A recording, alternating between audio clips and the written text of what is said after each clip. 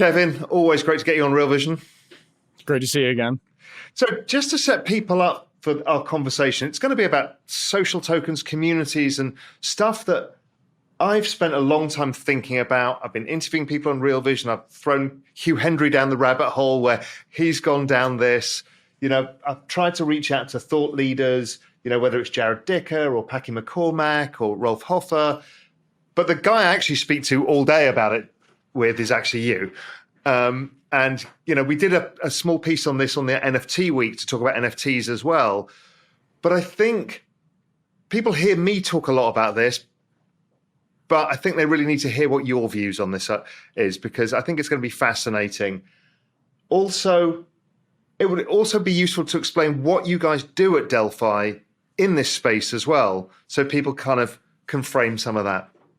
Yeah, so let me start with that. So at Delphi, we are a research, consulting, and investing firm focused on crypto and digital assets. We originally started as a research shop a few years ago, really just trying to get our feet wet in crypto, understand, to your point, a lot of how this market works, how to start to think about the valuations and these digital assets and the use cases and utility around them, right? And how that can actually create value for different cohorts of stakeholders and people that are getting interested in whether it's a protocol, a project, a decentralized application. And so after we had a long stint kind of producing some research and starting to really get our feet wet around this, we started moving into the consulting world where we helped design and understand the token economic structures for some really prominent projects within the space, primarily focused on the DeFi side of things. And so we basically would come in, understand who the key stakeholders were, and help these projects kind of design the economics around how their token would operate, right, to provide those proper incentives for whatever it is they're trying to do. And then the final kind of piece of this, we'll call it three-headed hydra of Delphi, is the investing arm. We launched Delphi Ventures about a year and a half ago.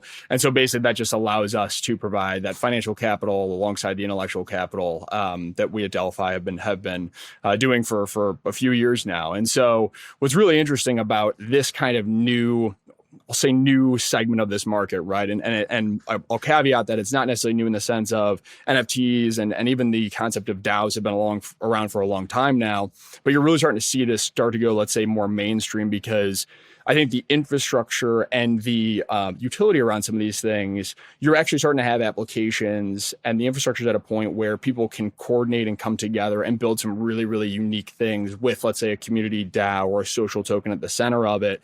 And so I've kind of fallen down this rabbit hole alongside of you, and we talk, as you mentioned, offline all day about these types of things and these concepts, because I think the thing that excites me most, and as we'll get into our conversation and some of the conversations I've been having on my end and people I'm bringing to the Real Vision audience to help really wrap their minds around this, there isn't really one way to necessarily slice and dice, let's say, the social and community token space, right? We've got this, bottom-up approach where you're very kind of grassroots driven.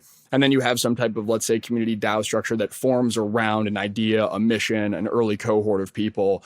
On the other hand, and we haven't quite seen this, I think, at scale yet, but something you and I talk a lot about is that top-down perspective of how are brands or larger kind of talent going to get into this space and start to interact, whether it's with NFTs initially, but eventually kind of build out their own token economies around them or a cohort of peers that are trying to band together to create a more equitable ownership type structure around whatever their creative works are. So there's so many different ways in which you can slice and dice this. There's a lot of moving parts. There's people that are working on a bunch of these different parts from an infrastructure standpoint. So it's been a real kind of learning journey for myself, over the last several months, and I'm really excited to kind of bring those findings and those conversations to the Real Vision audience. Yeah, look, it's going to be amazing.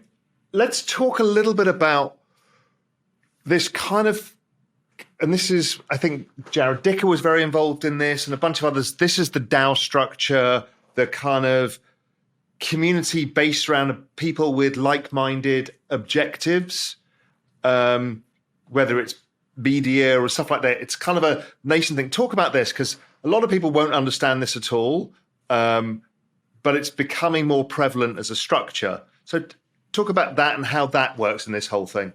Yeah, so what you typically have tended to see so far is these DAOs start off as maybe at first a handful of people, but really a small collection of people that want to do X, right? They want to do something, whether that's go out and collect and bid on, let's say collectively bid on top NFTs for across different projects, whether it's actually build out the next kind of generation of what they believe a media company should look like, whether it's a writing cohort that comes together and says, we're going to take this, let's say Substack model and really kind of turbocharge it by trying to figure out a way in which we can create a DAO around our collective ownership in whatever it is that we're creating. And so what's really interesting is, and my first conversation for this Real Vision series is with a guy named Cooper Turley, who I have often joked is kind of a jack of all trades. And one of the things he was instrumental in kind of starting was this Friends with Benefits DAO, right? Which originally kind of started off as really just where the intersection of culture and crypto. And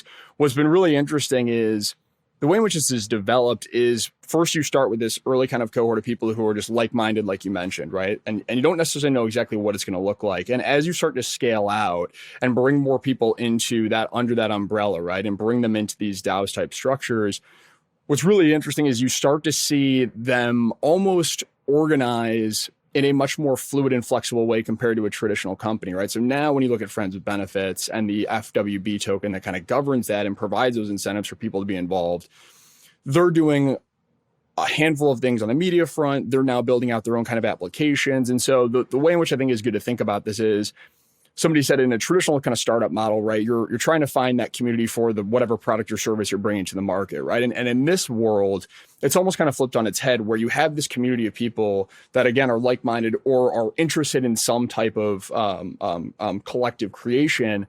And from there, they're now building products for that community to use, right? So they're identifying gaps in the market, let's say, or they're identifying gaps in treasury management around DAOs or some of these infrastructure plays. And rather than go and say, okay, what team is actually building this, they're actually bringing together cohorts of people to build that for their community that they can then spin off as their own separate products, right? And so using Friends with Benefits as an example here, since we already touched on them, they're building out something called Gatekeeper, which is essentially allowing for token gated access to in real life events, right? So you go to, whether that can be a concert, whether that's a conference, whether that's just a Friends with Benefits meetup, right? And you have to hold, let's say, X amount of FWB tokens, but also maybe a special NFT that grants you access into, this social club. And so the way in which these incentives and the design of these DAOs is coming together is just as interesting, I think, as the kind of infrastructure level plays and the teams that are building out that infrastructure to be able to support, these types of interactions. And how do we think DAOs are going to scale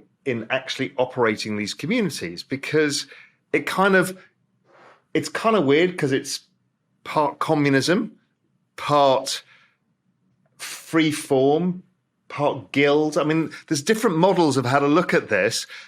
It's not proven yet how this will operate at scale. Small groups seems interesting. I mean, DAOs around charities as well, I think make total sense. But how do you think this is going to scale from here? Without going too far down the rabbit hole, I think it becomes almost DAOs of DAOs, right? Or sub DAOs. And this is not, again, to kind of pull that inception line, but I really think you're going to have, to your point, as these organizations start to grow, right? These centralized organizations start to grow, you're going to have people who naturally gravitate towards a certain part of growing that organization, right? So there's people, again, on the treasury management side, where some of these DAOs have, hundreds of millions at this point sitting in a treasury that oftentimes is denominated in something like ETH, right? So managing that market volatility, for example, so that you have the funding to do what you want to do for a long period of time.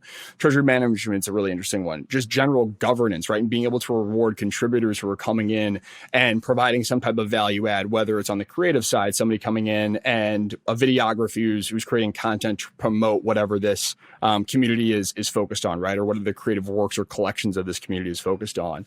And so what I think you're going to get to is a point where you can't have one organization, one kind of central DAO, and everybody contributing to that because it just gets really messy. You have these kind of collections of people or sub DAOs that eventually almost spin out into their own types of entities. What you've seen, or starting to see a lot of, are things like service DAOs, right? Where it can be a collection of, let's say, blockchain developers who are obviously really good at what they do. And they basically take inbound from projects who need that type of service. And by bringing together that collective of blockchain developers, you almost kind of de-risk yourself because you, as a developer coming into that cohort or into that DAO, are gaining ownership in the let's say, index fund of projects and tokens that DAO is working on. How does the DAO get rid of somebody if they're no good? Hey, if you like this clip, be sure to check out the full interview and more only on realvision.com/crypto. It's 100% free. Sign up now.